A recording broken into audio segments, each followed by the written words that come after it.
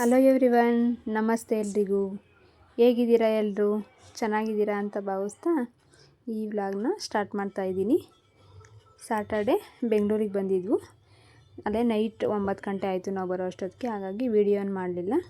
ಇದು Sunday vlog, Sunday ಬೆಳಗ್ಗೆ vlog. ಇದು ನಮ್ಮ ಚಿಕ್ಕಮ್ಮ ಹೂವಿನ ಗಿಡ ಸಹ ಹಾಕ್ಕೊಂಡವ್ರೆ ಮನೆ ಹತ್ರನೇ. ಪಾಟ್ಗಳಲ್ಲೇ 1, 2, 3 ಹಾಕ್ಕೊಂಡವ್ರೆ. ಮೇಲೂ ಸಹ ತುಳಸಿ ಗಿಡ ಎಲ್ಲನೂ ಸಹ ಹಾಕ್ಕೊಂಡೋದ್ರು. ತುಂಬಾ ಚೆನ್ನಾಗೈತಿ ಕಲರ್ಸ್ ಎಲ್ಲ. ಹಾಗಾಗಿ ನಮ್ಮ ಚಿಕ್ಕಮ್ಮಂಗೆ ಈ ಥರ ಹೂವಿನ ಗಿಡ ಬೆಳೆಸೋದು ಮತ್ತು ರಂಗೋಲಿ ಬಿಡಿಸೋದು ಆ ಥರ ಎಲ್ಲ ತುಂಬಾ ಇಷ್ಟ. ಈ ಕಡೆ ಮೇಲೆ ಇದು ಟೆರೆಸ್ ಮೇಲೆ ಏನಿದು ಹಲಸಿನ ಗಿಡ. ಇದು ಹಣ್ಣು ತಗೊಂಬಂದಿರ್ತಾರಲ್ವ ತಿನ್ನೋಕ್ಕೆ, ಆವಾಗ ತಂದಾಕಿರೋ ಅಂಥದ್ದು. ಇದು ದಾಳಿಂಬೆ ಗಿಡ ಮತ್ತು ಬಟರ್ ಫ್ರೂಟು. ಇದು ಖರ್ಜೂರ ಗಿಡ ಮತ್ತು ಅದೆಲ್ಲ ಗಿಡಗಳು ಹಣ್ಣು ತಂದು ತಿಂದ್ಬಿಟ್ಟು ಹಾಕಿರೋ ಅಂತಹ ಹಂಗೆ ಉಟ್ಕೊಂಡಿರೋ ಅಂಥ ಗಿಡಗಳು. ಇಲ್ಲಿ ತಿಂಡಿ ಎಲ್ಲ ಮುಗಿಸಿ ಚಿಕ್ಕಮ್ಮ ಕೆಲಸ ಮಾಡೋದು ದೇವಯ್ಯ ಪಾರ್ಕ್ ಹತ್ರ. ನಾನು ನಮ್ಮ ಚಿಕ್ಕಮ್ಮ ಬಸ್ಸಿಗೆ ಬಂದವು. ಅಲ್ಲಿ ಚಪಾತಿ ಸಹ ಮಾಡಿಕೊಡ್ತಾರೆ ಇವರು. ಈ ಕಡೆ ಚಪಾತಿ ಏಜೆನ್ಸಿ ಇದೆ, ಹಾಗಾಗಿ ಅವರೇ ಹೋಗ್ತಾರೆ ಅಡುಗೆ ಮಾಡೋಕ್ಕೆಲ್ಲ. ಗೋಧಿ ಹಿಟ್ಟು ಮಾಡೋದು ಅಂತಹ ಮಿಲ್ಲು. ಅವರೇ ಹೊರಗಡೆಯಿಂದ ಗೋಧಿ ತಂದು ಇಲ್ಲೇ ಹಿಟ್ಟೆ ಏನು ಮಾಡ್ಕೊಂಡು ಚಪಾತಿನೂ ಸಹ ಮಾಡ್ಕೊಳ್ತಾರೆ. ಈ ಕಡೆ ಅನ್ನಕ್ಕೆ ಇಡ್ತಾಯಿತ್ತು ನಮ್ಮ ಚಿಕ್ಕಮ್ಮ. ಈ ಕಡೆ ನೆನ್ನೆನೇ ಗೋಧಿ ಹಿಟ್ಟ ಮಿಲ್ ಮಾಡಿಕ್ಕಿ ಹೋಗಿತ್ತು. ಈ ಕಡೆ ಹುಡುಗರೆಯ ಮಟನ್ ಸಾಂಬಾರು ಮಾಡ್ಕೊತಾ ಇದ್ವಿ. ಆ ಹುಡುಗರು ಸಹ ಇವತ್ತು ಸಂಡೇ ಆಗಿದ್ದರಿಂದ ರಜೆ ಇತ್ತಲ್ವ, ಹಾಗಾಗಿ ನಮ್ಮ ಚಿಕ್ಕಮ್ಮ ಬರೋಷ್ಟರೊಳಗೆ ಮಟನ್ ಸಾರೆಲ್ಲ ಅವರೇ ರೆಡಿ ಮಾಡ್ಕೊಳ್ತಾಯಿದ್ರು.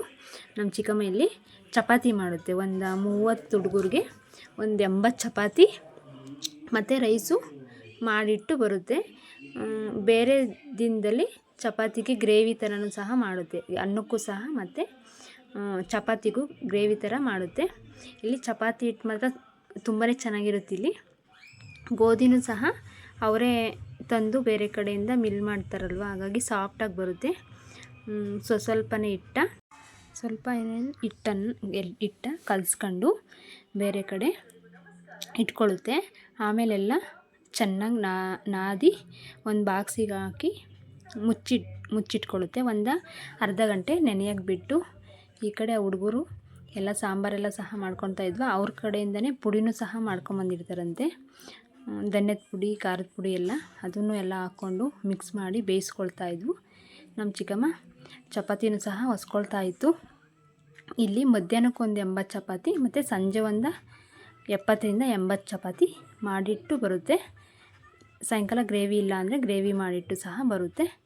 ಈ ಥರ ಎಲ್ಲ ಹೊಸ್ಕೊಂಡು ಒಂದೊಂದೇಯ ಮತ್ತು ಎಣ್ಣೆ ಹಚ್ಚಿ ಸಹ ಅವರಿಗೆ ಬೇಯಿಸಬೇಕು. ಇಲ್ಲಾಂದರೆ ಅರ್ವಕ್ಕೆ ಎಣ್ಣೆ ಹಚ್ಚಿ ಅರ್ವ ಇರಬೇಕು ಚಪಾತಿ ಆ ಹುಡುಗರಿಗೆ. ಹಾಗಾಗಿ ಈ ಥರ ಮಾಡಿಟ್ಕೊಳ್ತಾರೆ. ಫಸ್ಟು ಈ ಥರ ಮಾಡಿಟ್ಕೊಂಡು ಸ್ವಲ್ಪ ಎಣ್ಣೆ ಹಚ್ಚಿ ಅವ್ರಿಗೆ ಪದರವಾಗಿ ಬರಬೇಕು ಚಪಾತಿ. ಹಾಗಾಗಿ ಸ್ವಲ್ಪ ಎಣ್ಣೆ ಹಚ್ಚಿ ಫೋಲ್ಡ್ ಮಾಡಿ ಈ ಥರ ಅರ್ವ ಮಧ್ಯದಲ್ಲೆಲ್ಲ ದಪ್ಪ ಇದ್ರೂ ಪರವಾಗಿಲ್ಲ, ಸೈಡೆಲ್ಲ ಅರ್ವ ಬರಬೇಕು. ಆ ಥರ ಇದ್ದರೆ ಚಪಾತಿ ತಿನ್ನೋದ ಹುಡುಗರು.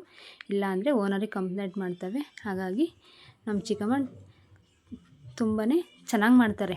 ಅವ್ರಿಗಲ್ಲೇ 8-10 ವರ್ಷದಿಂದನೂ ಎಕ್ಸ್ಪೀರಿಯೆನ್ಸ್ ಐತೆ. ಹಾಗಾಗಿ ಈ ಥರ ಉಬ್ಬಿ ಬರಬೇಕು ಚಪಾತಿ.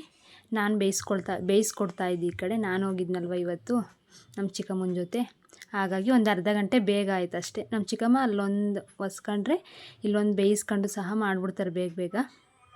ನಮ್ಮ ಚಿಕ್ಕಮ್ಮ ನಮಗಿಂತ ಫಾಸ್ಟ್ ಕೆಲಸ ಮಾಡ್ತಾರೆ. ಚಪಾತಿ ಮಾತ್ರ ತುಂಬಾ ಚೆನ್ನಾಗಿ ಬರ್ತವೆ. ವಿಟ್ಟಲ್ಲಿ ಏನು ಅಂತ ಗೊತ್ತಿಲ್ಲ. ನಮಗೆ ಮನೆಗೆ ಬೇಯಿಸ್ಕೊಳ್ಳೋದೇ ಕಷ್ಟ. 10 ನಮ್ಮ ಚಿಕ್ಕಮ್ಮ ಡೈಲಿ ಮಧ್ಯಾಹ್ನ ಒಂದು 80, ಸಂಜೆ ಒಂದು 80 ಚಪಾತಿನ ಮಾಡಿ ಬರ್ತಾರೆ. 2 ಗಂಟೆ ಅಷ್ಟೊತ್ತಿಗೆ ಅವ್ರ ಕೆಲಸ ಬಿಡೋ ಅಷ್ಟೊತ್ತಿಗೆ ಈ ಚಪಾತಿ ಎಲ್ಲ ರೆಡಿಯಾಗಿರ್ಬೇಕು ಅವ್ರಿಗೆ. ಇವ್ರು ಕೆಲಸ ಮಾಡೋದು ಇನ್ನು ಮತ್ತು ಕಡ್ಗ ಎಲ್ಲ ಮಾಡ್ತಾರಲ್ವ ಬೆಳ್ಳಿದು, ಆಗ ಆ ಫ್ಯಾಕ್ಟ್ರಿಗೆ ಹೋಗೋದು. ಇಲ್ಲಿ ಎಲಡಿಕೆ ಹಾಕಂತ ಇತ್ತು ನಮ್ಮ ಚಿಕ್ಕಮ್ಮ. 2 ಸಲ ಚಪಾತಿ ಹಸಿ ಅಷ್ಟೊತ್ತಿಗೆ 2 ಸಲ ಎಲಡಿಕೆ ಹಾಕೋಬೇಕು ನಮ್ಮ ಚಿಕ್ಕಮ್ಮ. 2 ಗಂಟೆವರೆಗೂ ಇಲ್ಲಿ ಕೆಲಸ ಮಾಡಿ ಮತ್ತು ಅದೇ ಫ್ಯಾಕ್ಟ್ರಿಲಿ 2 ಗಂಟೆಯಿಂದ 6 ಗಂಟೆವರೆಗೂ ಕೆಲಸ ಮಾಡುತ್ತೆ. 6 ಗಂಟೆಯಿಂದ ಮತ್ತೆ ಚಪಾತಿ ಮಾಡೋಕ್ಕೆ ಬರುತ್ತೆ ಇಲ್ಲಿಗೆ. ಚಪಾತಿನೂ ಸಹ ಇದೇ ಥರ ಮಾಡಬೇಕು ಅವರು. 80 ಚಪಾತಿನೂ ಸಹ ಎಣ್ಣೆ ಹಚ್ಚಿ ಇದೇ ಥರ ಮಾಡಬೇಕು. ಆ ಹುಡುಗರಿಗೆ ಬೆಳಗ್ಗೆ ತಿಂಡಿ ಇರಲಿಲ್ವಂತೆ, ಹಾಗಾಗಿ ಹೊಟ್ಟೆ ಹಸ್ತಿತ್ತು. ಆಗಲಿಲ್ವಾ ಆಂಟಿ ಅಂತ ಬಂದು ಕೇಳ್ತಾಯಿದ್ರು. ನಾನೆಲ್ಲ ಬೇಯಿಸ್ಕೊಡ್ತಾ ಇದ್ನಲ್ವ, ಮಟನ್ ಸಾರು ಈ ಕಡೆ ಎಲ್ಲ ರೆಡಿಯಾಗಿತ್ತು. ಆ ಹುಡುಗರೇ ಸಹ ಊಟ ಮಾಡಿ ತಟ್ಟೆನೂ ಸಹ ತೊಳೆದಿಟ್ಟವರು ಹೋಗ್ತಾರೆ.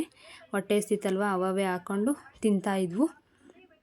ನಾವು ಚಪಾತಿ ಎಲ್ಲ ಹೊಸ್ತಿಟ್ಟು ಇನ್ನೂ ಇಟ್ಬಿಟ್ಟು ಈ ಕಡೆ ನಾವೇನು ಅನ್ನ ಕಲ್ಸ್ಕೊಂಡು ತಿಂತೀವಲ್ಲ ಆ ಥರ ಚಪಾತಿ ಎಲ್ಲ ಹಾಕ್ಕೊಂಡು, ಸೇಟು ಹುಡುಗರು ಇವು ಮಹಾರಾಷ್ಟ್ರದ ಕಡೆವು, ಆ ಥರ ಹಾಕ್ಕೊಂಡು ಕಲ್ಸ್ಕೊಂಡು ತಿಂತವೆ.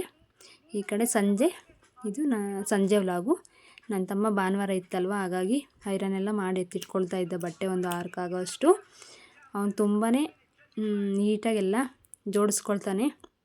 ಇವೆಲ್ಲ ಪ್ಯಾಂಟ್ಸ್ಗಳು ಮೇಲೆಲ್ಲ ಇರೋವೆಲ್ಲ ಶರ್ಟು ಪ್ಯಾಂಟು, ಈ ಕಡೆ ಇನ್ನೂ ಯೂಸ್ ಮಾಡದೆ ಇಲ್ಲೇ ಇರೋವಂತಹ ಟ್ಯಾಗೇ ತೆಗ್ದಿಲ್ಲ, ಅವೆಲ್ಲ ಹೊಸವು. ಇವೆಲ್ಲ ಹೊಸವು. ತುಂಬಾ ಕಲೆಕ್ಷನ್ ಐತೆ ಅವನ ಹತ್ರ ಬಟ್ಟೆದು ಮಾತ್ರ. ಅಷ್ಟೇ ನೀಟಾಗಿ ಸಹ ಜೋಡಿಸ್ಕೊಳ್ತಾನೆ ಅವನು. ನೋಡಿರಿ ಎಷ್ಟು ನೀಟಾಗಿ ಜೋಡಿಸ್ಕೊಂಡಿದ್ದಾನೆ ಅಂತ. ಅವನದೇ ರೂಮ್ ಸಪ್ರೇಟು. ಇವನು IFE ಸರ್ವಿಸ್ ಸೆಂಟ್ರಲ್ಲಿ ವರ್ಕ್ ಮಾಡೋದು, ಹಾಗಾಗಿ ಟೆಸ್ಟಿಂಗಿಗೆ ಮನೆಗೂ ಒಂದು ನನ್ನ ತಮ್ಮ ರೂಮಲ್ಲಿ ಹೋಮ್ ಥಿಯೇಟ್ರು ಸೆಟಪ್ ಮಾಡಿದ್ದಾನೆ. ಹಾಗಾಗಿ ಮೂವಿ ಹಾಕಿದ್ದ ನೋಡ್ತಾ ಇದ್ವಿ. ಪುನೀತ್ ರಾಜ್ಕುಮಾರ್ ಫ್ಯಾನ್ ಅವನು. ರಾಜ್ಕುಮಾರ ಫಿಲಮ್ ಹಾಕಿದ್ದ, ಮಧ್ಯಾಹ್ನ ನೋಡಿ. ಇವತ್ತು ಸಂಡೇ ಆಗಿರೋದ್ರಿಂದ ನಾನ್ ವೆಜ್ಜು ಸಹ ಮಾಡಿತ್ತು ನಮ್ಮ ಚಿಕ್ಕಮ್ಮ. ಊಟ ಎಲ್ಲ ಮುಗಿಸಿ ಫಿಲಮ್ ಎಲ್ಲ ನೋಡಿ ಸಂಜೆ